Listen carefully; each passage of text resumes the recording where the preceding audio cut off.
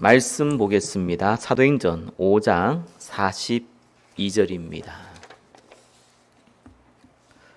사도행전 5장 42절 제가 봉독해 올려드리겠습니다.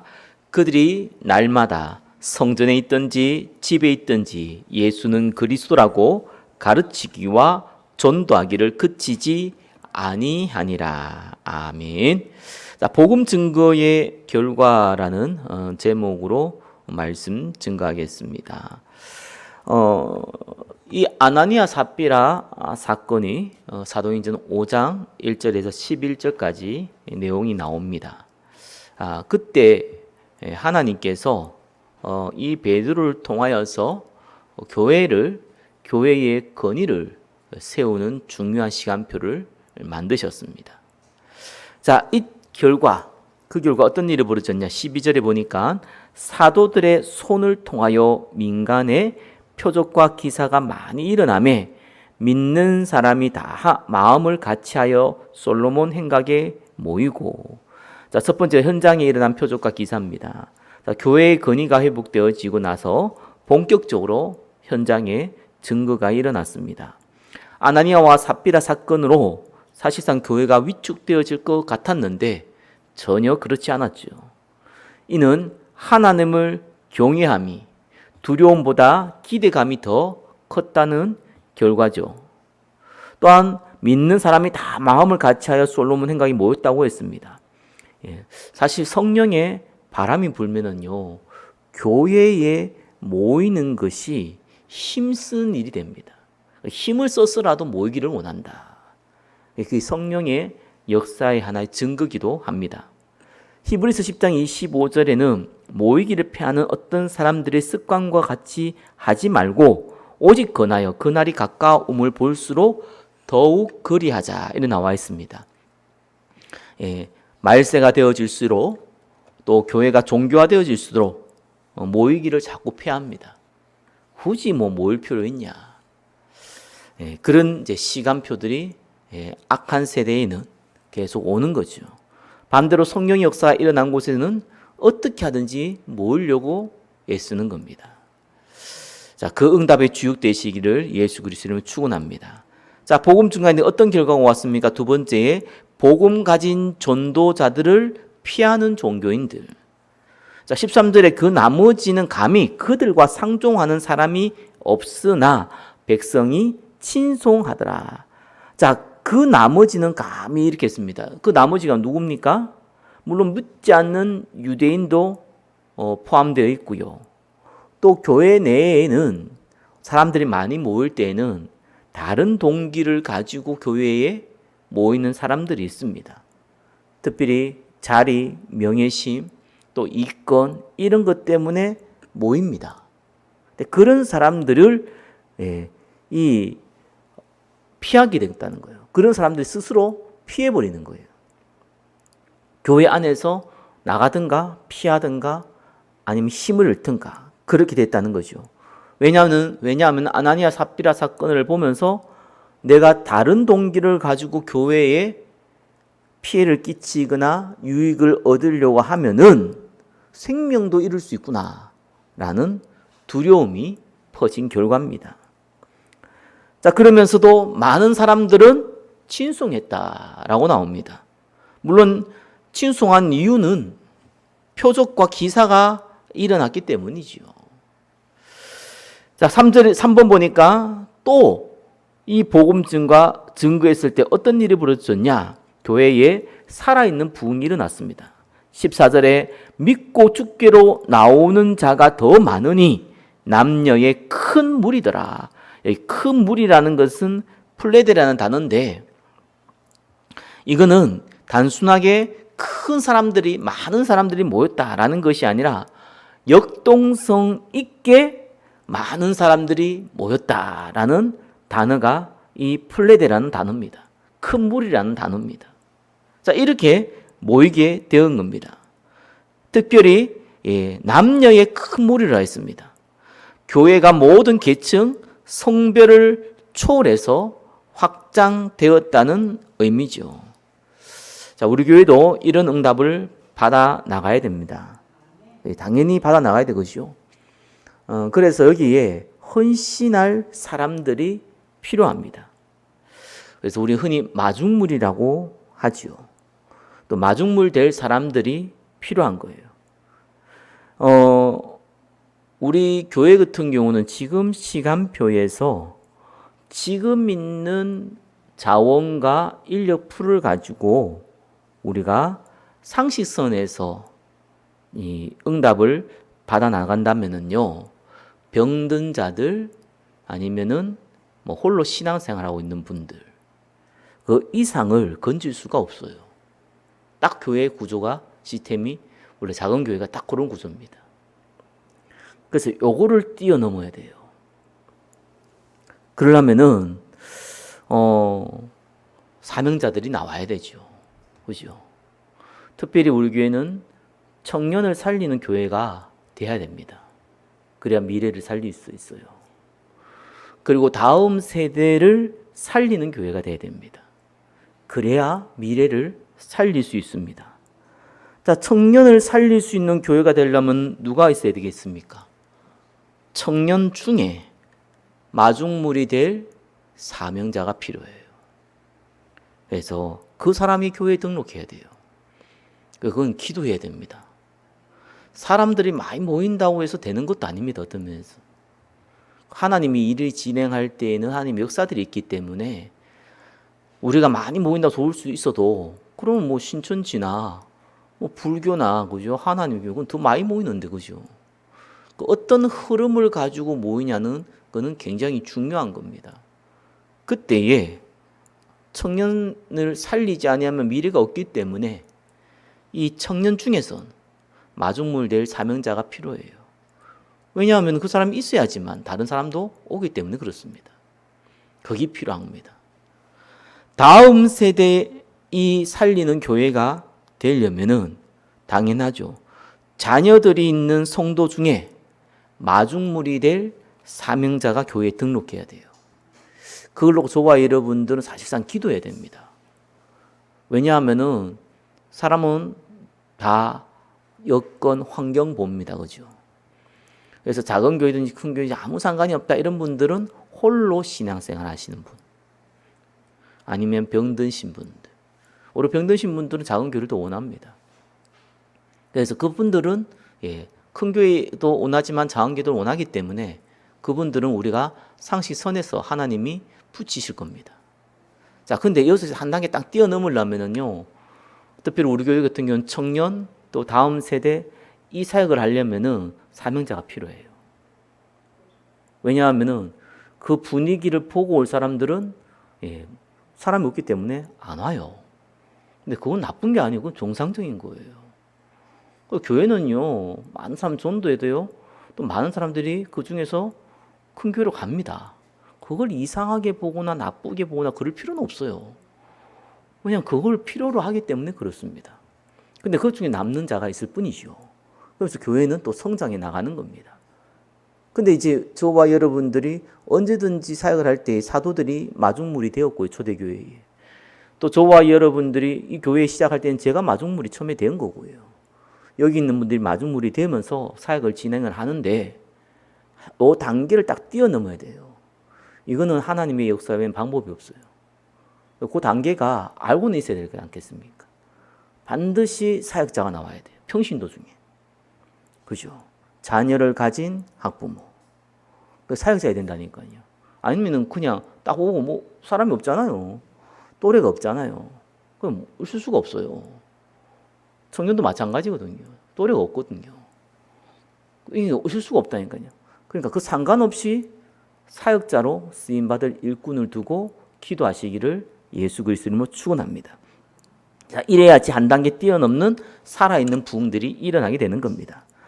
네 번째입니다. 자, 복음 증가할 때 어떤 일이 벌어지냐?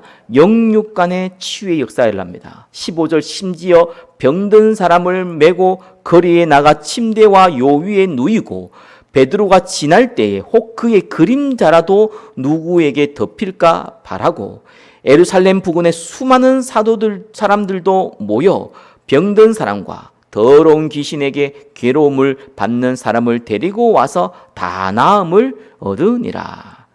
자, 복음을 증가할 때는 영육 간의 치유가 항상 같이 따라온다는 것을 인지하고 있어야 됩니다. 이 장로교에서는 이 부분이 너무 약해요. 이 부분이 너무 약하다 보니까 이 부분을 인지를 안 합니다. 성령이 역사를 할 시간표인데도 불구하고 오히려 성령을 소멸합니다. 오히려 순복음이나 이런 데는요, 이걸 너무 강조하다 보니까 복음은 뒷전이고, 그죠? 이거에 집중하는 경우가 있습니다. 이거는 본래의 목적이 안 맞기 때문에 그거는 오히려 더 사단이 틈을 타기 쉽지요. 그러나 예수님의 사역도 마찬가지고 사도들의 사역도 마찬가지로 시대의 교회 사역 모든 사역이 동일했습니다. 언제든지 복음 증가할 때는 치유의 사역이 같이 가야 되는 겁니다. 그래서 그걸 염두에 두셔야 돼요. 항상 치유의 역사가 일어난다. 그거는 그렇지 않습니다. 그러나 전도를 하다 보면은 병든 사람이 있습니다. 물론 마음의 병든 다 들었지만 영육 간에 드러날 만한 육신의 문제, 영적인 문제, 정신의 문제 있는 사람들이 있습니다. 그러니까 반드시 기도해 주시고요. 그리고 선포해 주셔야 됩니다. 반드시 그리스도 이름으로 낫는다는 것을 선포해 주셔야 돼요. 나을 수 있다가 아닙니다. 낫습니다. 그들이 원하는 시간표대로 그들이 원하는 방법대로 낫지는 않겠지만 반드시 예수 그리스도 이름은 치유의 역사, 라파의 하나님이시기 때문에 반드시 일어나게 되어 있습니다. 그래서 그것을 담대하게 같이 얘기해 줘야 돼요. 그래서 제가 전도할 때 항상 뒤끝에 혹 병든 사람이 있으면은 알려주시라. 도와드리겠다. 라는 얘기한 이유가 그것 때문이에요. 그걸 인지하고 있지 않으면 안 됩니다. 병든 사람을 치유했다고 그 사람이 제자가 되냐? 전혀 그렇지 않습니다. 언제든지 사도 바울도 자역할 때에 많은 병든 자를 고쳤지만 그 병든 자들이 제자 되었다는 얘기는 하나도 없습니다. 근데 그 사역이 왜 중요하냐? 그걸 통해서 제자를 찾을 수 있습니다. 그 병든 사람은 병들어서 치유받을 수도 있고 안 받을 수도 있겠지만 거기에서 끝나지만 그 주위에 있는 사람들 중에 제자들이 나옵니다. 그거를 우리가 염두에 두고 사역해야 됩니다. 자, 복음 증가했을 때 다섯 번째 어떤 일이 벌어지냐? 복음 가진 전도자들이 피할 수 없는 핍박입니다. 저와 여러분이 복음 증가하는데 전혀 아무런 핍박도 없고 언제든지 감사와 언제든지 여러분을 섬기는 그런 일들만 또 육신적인 또 축복만 자꾸 온다. 그래서 제가 의심해 보라 했잖아요. 구원 안 받을 사람일 수도 있어요, 그거. 성경하고 전혀 안 맞아요. 그죠? 그건 성경하고 안 맞는 얘기예요. 성경은 반드시 따라와야 돼요. 안 오면 그게 이상한 거라니까요. 그래서 저와 여러분들이 복음 전하지도 않는데 복음에 관심도 없는데 문제하고 사건 오면 그거는 갱신해야 될 부분이 크지만 저와 여러분이 복음 증가할 때 사도들처럼 이런 핍박들이 복음 증가하는 것 때문에 온 핍박은요. 당연히 와야 되는 거고 오면은 그 다음에 다른 응답이 있어요. 그걸 봐야 됩니다. 5분 1번입니다. 사도들을 옥에 가둔 종교 지도자들입니다. 17절에 대제사장과 그와 함께 있는 사람 혹 사두개인의 당파가 다 마음의 시기가 가득하여 일어나서 자, 마음의 시기가 가득하다는 것은 이 시기란 단어는 젤로스란 단어를 썼는데 이거는 질투를 넘어서 분노와 득대감으로 드러나는 감정을 얘기해요. 그래서 우리나라 단어로 하면은 마음의 시기가 가득하여 이렇게 표현해야 돼요. 얘들은 단어 하나 젤로스란 단어로 딱 끝나요. 그냥 시기가 아니에요. 죽이고 싶은 시기입니다. 그래서 일어났다라는 것은 실제적으로 행동했다는 거거든요. 박해를 하기 위해 적극적으로 시작하는 그런 움직임을 얘기합니다. 18절에 사도들을 잡아다가 옥에 가두었더니 이 직접적인 박해가 일어난 겁니다. 아예 감옥에 집어넣어 버렸어요. 재판을 해야 되는데 이 재판할 이 전형인 재판을 못 하거든요. 그러니까 시간표가 안 맞는지 아무튼 일단은 집어넣어 버렸어요. 5분의 2번입니다. 핍박 가운데 주시는 하나님의 초자연적 자, 핍박이 올 때에 저와 여러분들이 기도해야 될 이유가 여기에 있습니다. 아니, 기도 안 해도 기대해야 됩니다. 기도를 안 한다고 하더라도 기대해야 돼요. 뭘 기도해야 되냐? 솔직히 사도들이 옥에 가두는데 그것도 막 기도해야 된다? 그건 잘 모르겠어요.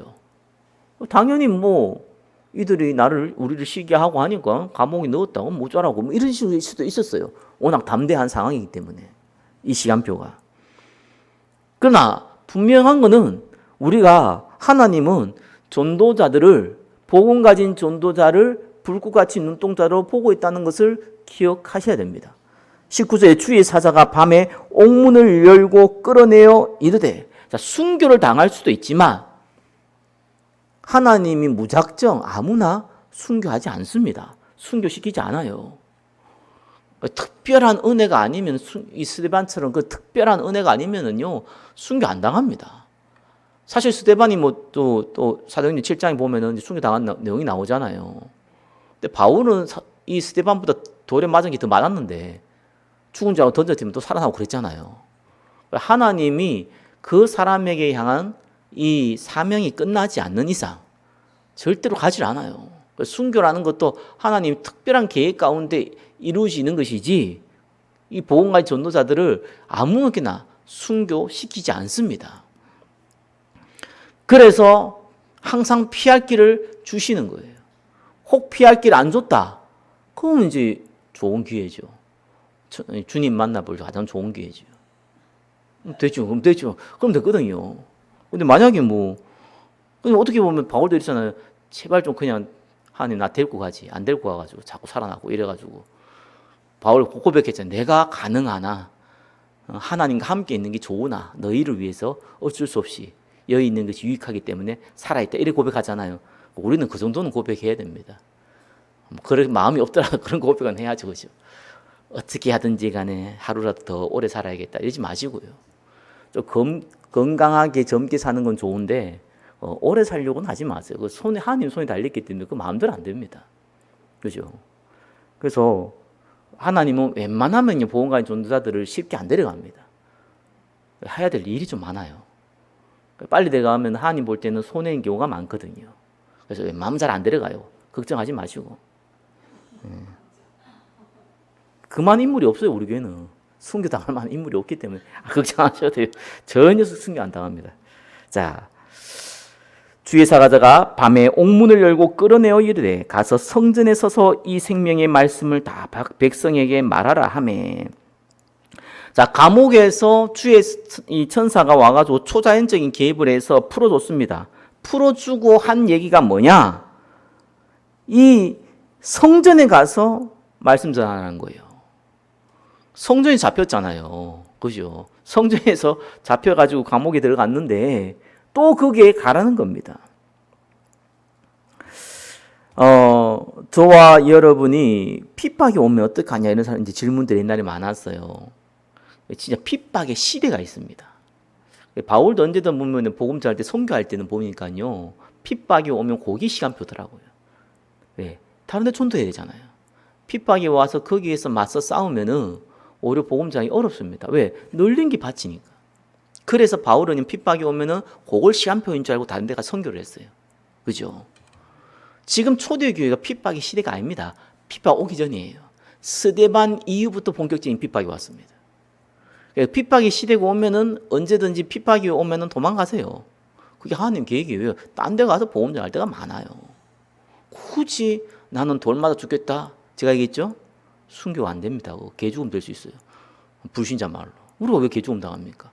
순교 당해야지. 필요하다면은. 그래서 저와 여러분들 복음 전하다 핍박이 오고 핍박이 와서 심한 고통을 당하면 다른 데로 가는 거예요. 그게 맞는 얘기인데 요건 지금 핍박이 오기 전입니다. 저와 여러분들 한국 사회에서 복음 전할 때는요 핍박 없습니다. 그럼 핍박 아닙니다. 그 정도 핍박은 핍박이 아닙니다. 피해서 다른 데로 가야 될 핍박이 아니라는 거예요. 그래서 지금은 아직까지 이 사형을 시키거나 이런 죽이고자 하는 권한이 이 제사장들, 이 유대인들한테 없거든요. 없기 때문에 사실 죽음을 위협은 시킬 수 있어. 협박은 할 수 있어. 죽일 수가 없어요. 법적으로. 근데 스데반 이후부터는 달라졌어요. 분위기가. 왜 그러냐니까 나중에 얘기했지만 로마에 있는 그때의 이 총독이 누군지는 몰라도 그거를 그냥 놔둬버렸어요. 묵인해버렸어요. 그러나 그때부터는 본격적으로 죽여도 괜찮다는 게 나왔어요. 왜냐하면 스데반을 죽였잖아요. 그 돌로 죽였거든요. 그럼 반드시 그게 법적 처벌을 받아야 돼요. 로마의 속국이기 때문에 아무도 안 받은 거예요. 세상 말로 피 맛을 본 겁니다. 핏맛을 보니까 괜찮네 생각하는 거예요. 이래가지고 뭔가 일을 당할 줄 알았는데 아무 일 없잖아요. 로마에서 묵인한 거죠. 그때부터는 본격적인 핍박이 일어난 겁니다. 지금 고전이에요. 죽일 수도 없어요. 웬만해서는. 그래서 저와 여러분이 전하는 이 한국 땅에서 복음 전할 때는요, 끝까지 전해야 돼요. 핍박이 와도 전해야 돼요. 이유는 간단합니다. 지금은 우리 한국은 그런 시대가 아니거든요. 그런 시간표가 아니에요. 자, 21절에 그들이 듣고 새벽에 성전에 들어가서 가르치더니 대제사장과 그와 함께 있는 사람들이 와서 공회와 이스라엘 족속의 원로들을 다 모으고 사람을 오게 보내어 사도들을 잡아오라 하니, 자, 새벽에 성전에 들어가서 가르쳤습니다. 그죠? 사도들이 100% 순종했죠. 사실 그 말만 한 건데 대제사장이 죽일 만한 권한은 없어도 굉장히 큰 고통을 줄 수 있는 권한이 있다는 것을 알고 있거든요. 그래서 상관없이 간 거예요. 성령 충만하면 이래 되는 겁니다. 저와 여러분들이 한국 땅에서 복음 전할 때요, 저는 그 생각이 들더라고요. 상가에 전도하면서 내가 느낀 게 딱 한 가지였어요. 야, 이거는 상가 다 돌기 전에 진짜 예수님 오겠다. 왜냐하면 너무 많아요. 한국의 이 상가는요, 너무 많아. 그래서 내가 우리나라 자영업자가 이렇게 많구나. 자영업자들이 빚을 많이 졌다고 하잖아. 진짜 나라 위기 될 수 있겠구나. 다른 나라에 가면 이런 말잖아요. 상가들이요, 막 이렇게 이게 백화점 아니면 2층, 3층 이런 데가 없어요. 다 단층이에요, 대부분 다. 뭐 우리나라 인구 밀도가 많다 그래도 할지라도 일본만 가도 그렇지 않아요. 물론 또 지진이 많다 그래도 또 그렇게 얘기할 수는 있겠지만, 근데 한국에는 상가가 오히려 많습니다. 그래서 내가 그 느낌 딱 들더라고요. 그래서 저와 여러분들이 딱 계산해 봤어요. 적용을 해야 될 거 아니에요. 자, 순교의 시대는, 그런 핍박의 시대는 피해야 된다. 그죠? 그게 이제 성경에 나와 있는 내용이고. 근데 지금 이때는 핍박의 시대가 아니거든요. 지금 핍박의 시대가 아닌데 우리가 만약에 복음 전한다는 것 때문에 너무 큰 핍박 아닌 핍박이죠. 돌 던지고 이런 핍박은 아닐지라도, 그죠? 칼로 찌르고 이런 핍박은 아닐지라도, 잡혀가고 이런 핍박은 아닐지라도 굉장한 좀 그 어려움 아닌 어려움, 모멸감을 당한다거나, 욕을 한 바가지 얻어먹는다거나, 그죠? 심지어는 술 취한 사람한테 행패에 좀 육신적으로 약간 다치거나 그럴 수도 있잖아요. 그때 어떡할 겁니까?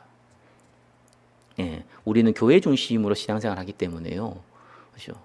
우리가 움직일 수 있는 바운드 아래, 교회 중심으로 움직일 수 있는 바운드를 아래로 안에서 피하시면 돼요.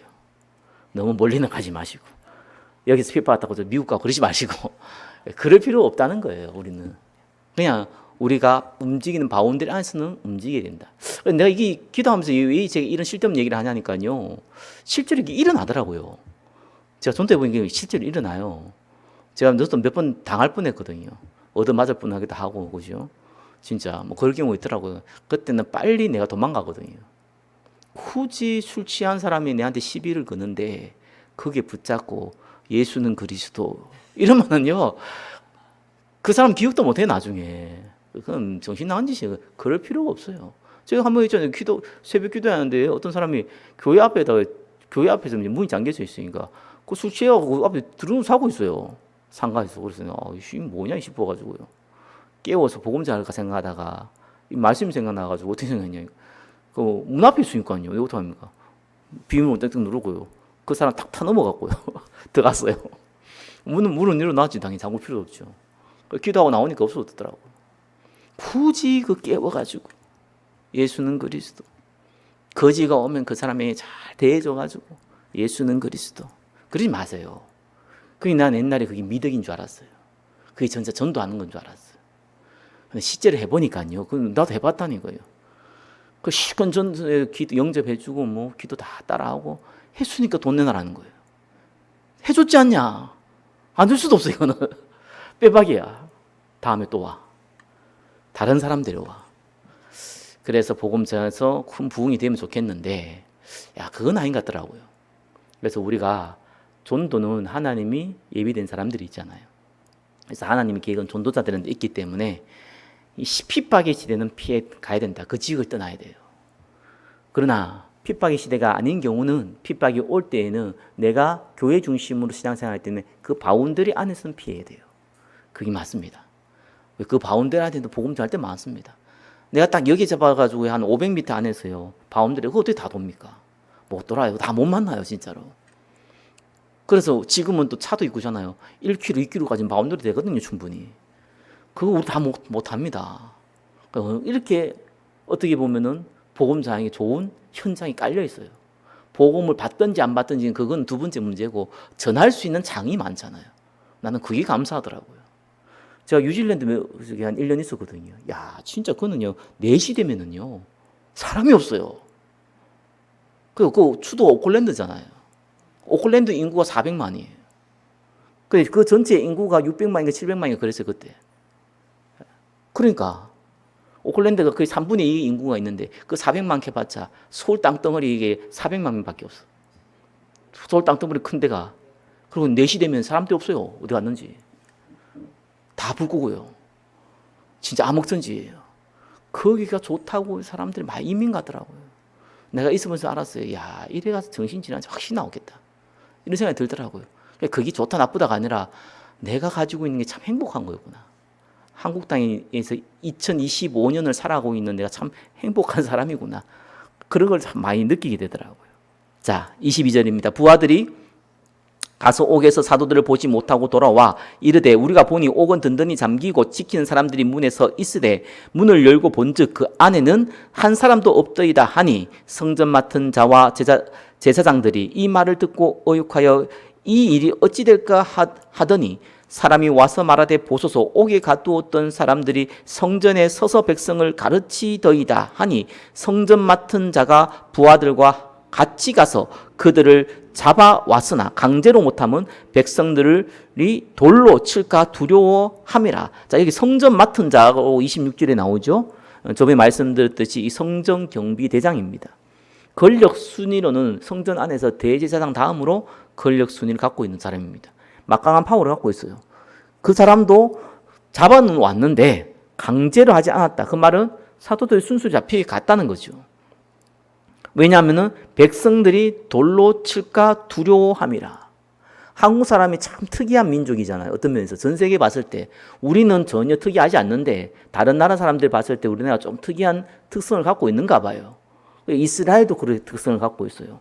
이 사람들도요, 한국 사람들하고 비슷한 특성이, 한국 사람이 이스라엘 비슷한지 몰라도 비슷한 특징이 있는데 남의 말을 잘 안 들어요. 권력에 순종하지 않아요. 이 사람들의 특징이. 절대적인 하나님을 있잖아요. 그러다 보니까 권력자들에게 순종을 잘 하지 않아요. 순종해 주는 척하지.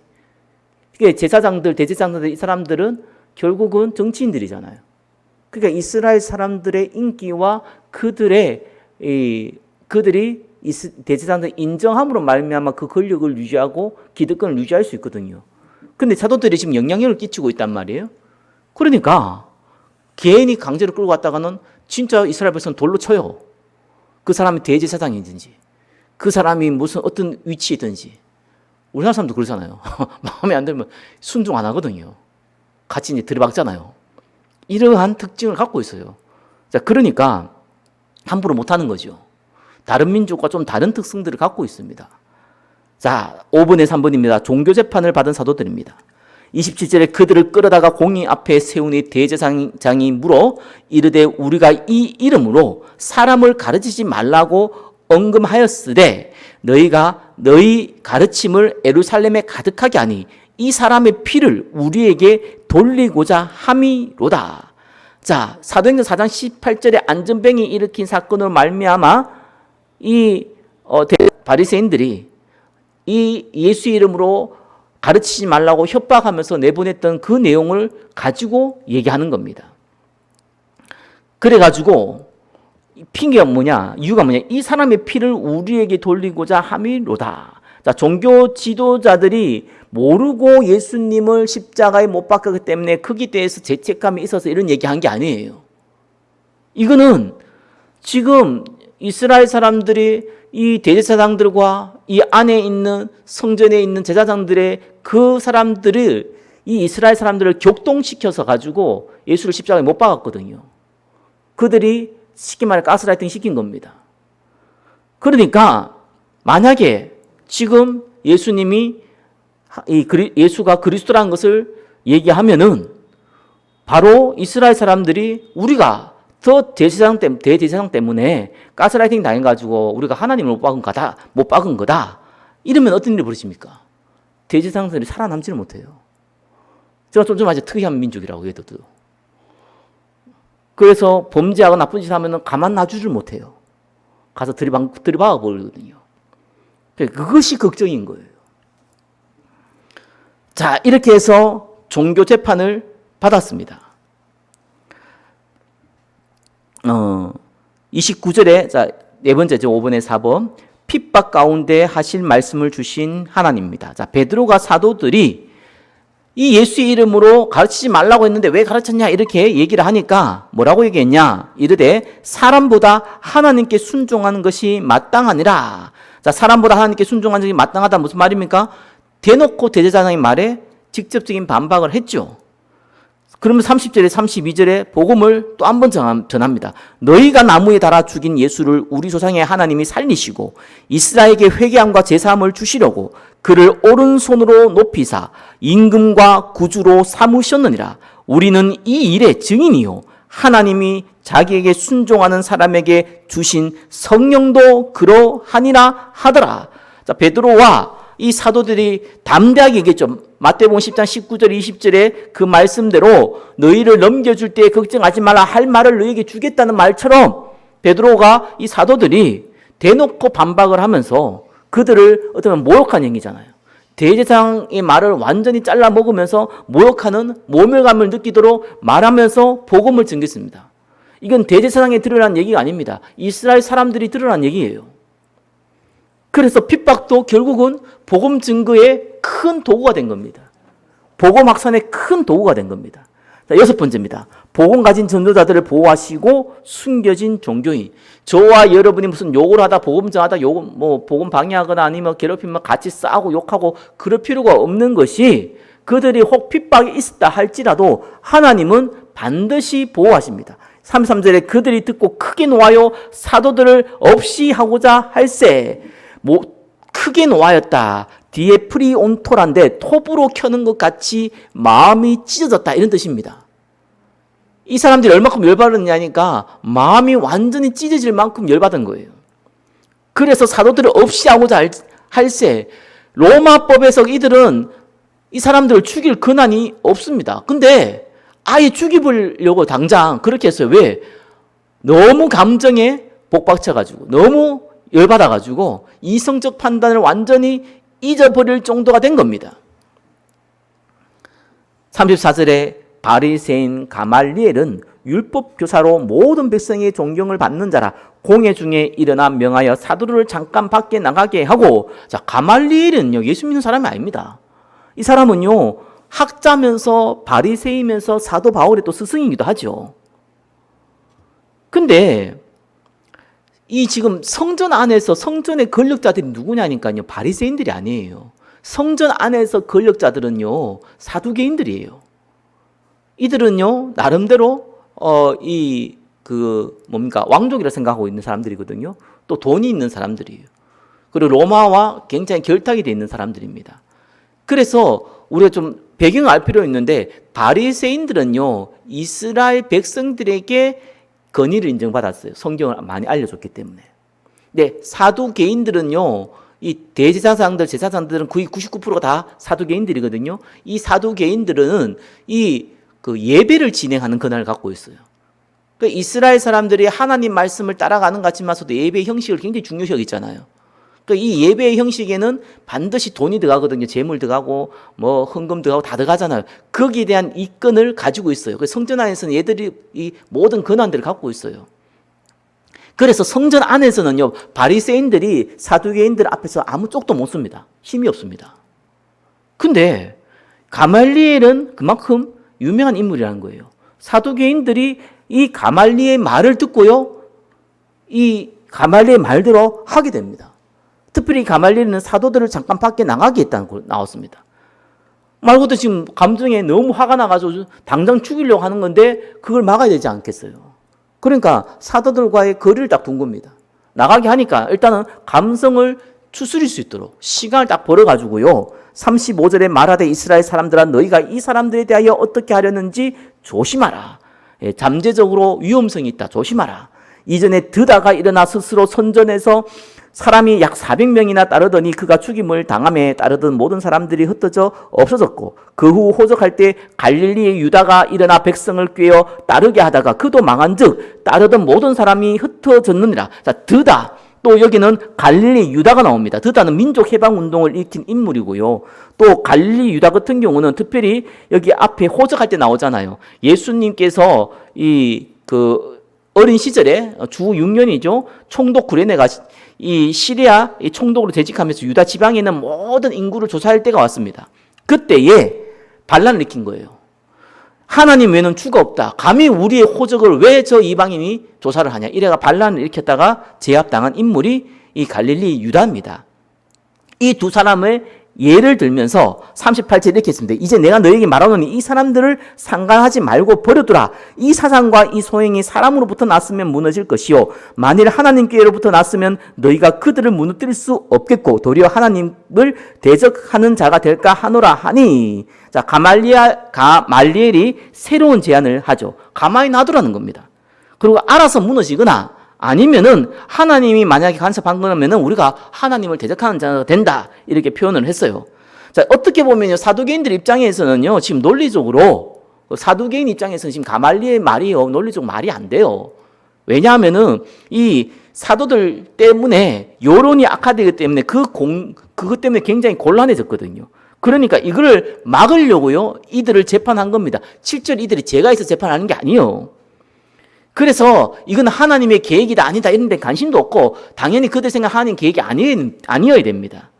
자, 그래서 가말리의 제안은요 하나님의 계획일 수도 있다는 제안이잖아요. 그래서 이건 말이 안 되는 거예요. 근데 가말리의 제안에 순종합니다.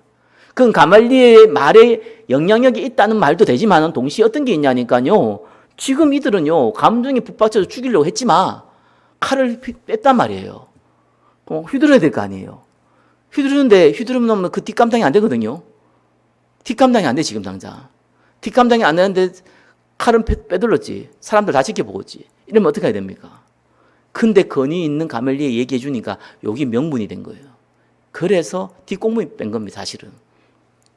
이게 무슨 얘기냐니까요. 하나님이요, 불신자를 보내가지고, 그것도 어떻게 보면 예수님을 십자가에 못 박은 바리새인을 보내가지고, 이 사도들이 핍박다 심지어 목숨까지도 잃을 수 있는 상황을 딱 막아버려요. 그러니까 우리는 복음 전하면 뜻하지 않는 일들이 많이 벌어지는 이유 중에 하나가 또 하나님 보호하는 이유 중에 하나가요. 하나님이 천사를 보낸다니까 진짜로. 저는 어릴 때인데 군대에 있을 때 어릴 때죠. 20몇 살 이제 먹어가지고 군인 안 넣어가지고 근데 기억이 나요. 보초를 써야 되는데 내가 깜빡한 거예요. 시간을 내가 착각을 해가지고 늦게 일어난 거예요. 그것도 2등병이 1병인가 뭐 그랬는데 그래가지고 이제 혼나게 된 거예요. 혼나게 됐는데 나 깜짝 놀랐어요. 어떤 한 친구가 이제 고참인데 다 어린애죠. 아무튼 오래돼서 저도 그 친구가 엄청 화를 내가지고 저를 쥐잡듯이 죽이려고 한 거예요. 그것도요 혼내는 군분이 따로 있거든요. 내보다 한 6개월, 1년 이렇게 그 정도에 있는 사람이 혼을 내야 되는 거예요. 근데 그 이상의 사람들이 이제 병장이 나잖아요. 그 안에서 혼을 내면 안 돼. 근데 그 사람이 혼을 낸 거예요. 곧 제대할 사람이에요. 그러고 나니까요, 그 사람 말밖에 없는데 말을 아주 심하게 큰 소리를 막 했어요. 그러고 나서 내가 잘못했으니까 할 말은 없잖아요. 근데 그러고 있는데 나중에 저를 부르더라고요. 뭐라고 얘기하니까 야, 너 큰일 나 보였다는 거예요. 나를 막 혼낸 사람이 내가 이렇게 혼 안 냈으면 너 진짜 맞을 뻔했다는 거예요. 그러더라고요. 왜냐하면 내가 너무 큰 실수를 했던 거예요. 왜냐하면 그 앞에 보초 쓴 사람이 진짜 왕고참인 거라. 그런 상황이었던 거예요. 물론 내가 어린 나이고 지금 생각하면 웃긴 얘기지만 그때 당시에는 그 나이 때가 있으니까 그래서 내가 가만 보니까 이 사람이 왜 나를 보호해지는 거더라 생각이 들더라고요.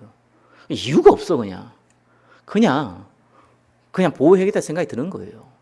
그래서 저와 여러분들 하나님이 언제든지 살아갈 때예요. 피할 길 주시고 보호할 사람들 만나게 하시고 그렇게 하십니다. 그래서 두려워하지 말라 그 말입니다. 자, 40절에 그들이 옳게 여겨 사도들을 불러들어 채찍질하며 예수의 이름으로 말하는 것을 금하고 놓으니, 이게 쉽게 보는데 이 채찍질은요 바울이 얘기했듯이 40에 하나 감한 39대까지 때리는 그 형벌입니다. 금하고 간 거예요. 또 보니까 이래가지고 그냥 벌려놨구나 이게 아니고요. 엄청 두들기 맞고 지금 나간 겁니다. 그리고 또 마지막 예수의 이름으로 말하는 것을 금하고 놓았다고 하잖아요. 자존심이잖아요. 이 사두개인들이, 이 대제사장들이요, 그들이 말에 권위가 있는데 죽이고자 했는데 가말리엘의 그 명분을 가지고 그걸 가지고 죽이지는 않았지만, 자기들도 후환이 두려우니까 죽이지는 않았지만 그래도 존심은 세워야 될 거 아닙니까? 그러니까 어마어마하게 두드려 팬 거예요. 뭐 두드려 팼다는 게 표현이 이상해. 채찍질을 39대 한 거예요. 알잖아요. 40대 때리면 죽을 수 있다기 때문에 법을 정해놓은 게 39대거든요.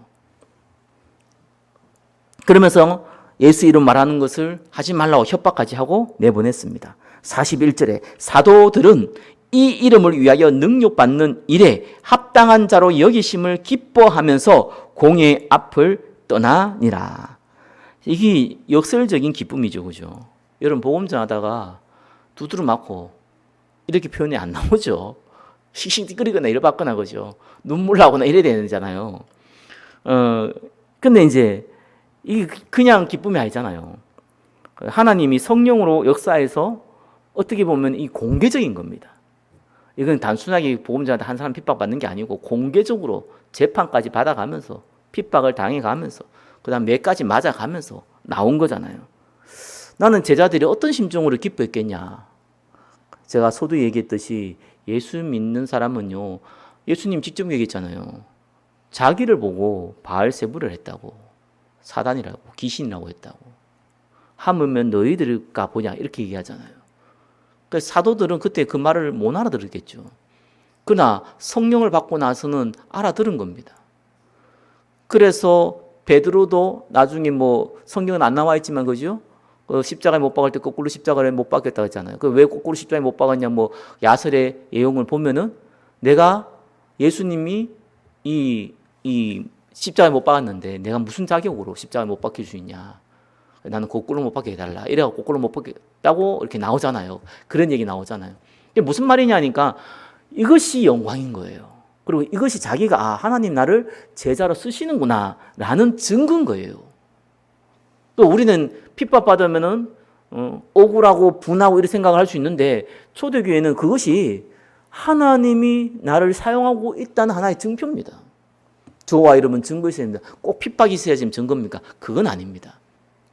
그러나 핍박도 있을 수 있다. 그거 또 다른 하나의 증거다. 그래서 나가서 핍박 받았어요. 이 말이 아니고, 그죠? 예, 전혀 문제될 거 없다. 오히려 나는 전도 선교에 하나님이 나를 사용하시고 있구나. 나는 가짜가 아니었구나. 나는 그냥 무리가 아니고 하나님 쓰시는 제자구나. 라고 인식할 수 있는 좋은 응답의 기회입니다. 7번째입니다. 복음 가진 전도자들에게 만들어진 전도 시스템. 사도행전 5장 42절입니다. 그들이 날마다 성전에 있든지 집에 있든지 예수는 그리스도라고 가르치기와 전도하기를 그치지 아니하니라. 이건 장소에 구애받지 않고 가르친다. 교육이죠. 또 전도한다. 이건 선포입니다. 이거를 지속했다는 말입니다. 사도 바울도 언제 또 현장을 떠났냐? 핍박받을 때 현장을 떠났고요. 또 어떨 때 에베소 같은 경우는 언제 떠났습니까? 핍박을 온 것도 있지만 그때 벌써 이게 된 거예요. 바울이 또 로마에 가서 이 가택 연금됐을 때도 사람들이 찾아오게 되잖아요. 그럼 또 복음장이 되잖아요. 저와 여러분들이 만들어야 될 시스템이 딱 요겁니다. 요 시스템이 만들어졌다. 그러면은 이 시스템을 누리거나 아니면은 또 이 시스템을 만들기 위해서 다른 데를 가는 거예요. 이게 어떤 시스템입니까? 성전에 있든지 집에 있든지 예수는 그리스도라 가르치기와 전도하기를 그치지 아니하는 시스템.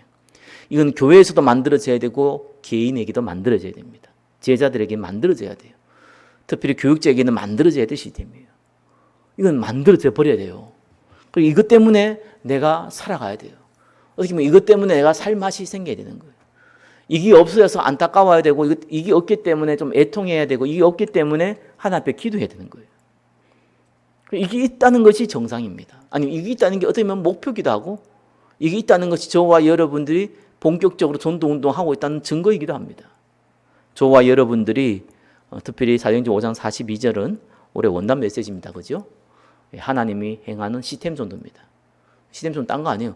내가 이때까지 전도하고 또 기도하고 하다가 많은 만남들이 이루어졌을 때 그 만남을 통해서 계속 가르친 귀와 또 전도하는 문들이 계속 열려지는 걸 보고 하나님이 행하시는 시스템 전도라고 합니다.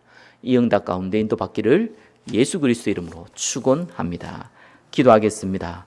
복음 증가할 때 하나님이 주신 결과를 보고 감사하며 참된 영적 시스템 만들어갈 수 있도록 전도 시스템 만들어갈 수 있도록 축복하여 주옵소서. 예수 그리스도 이름으로 기도드립니다. 아멘.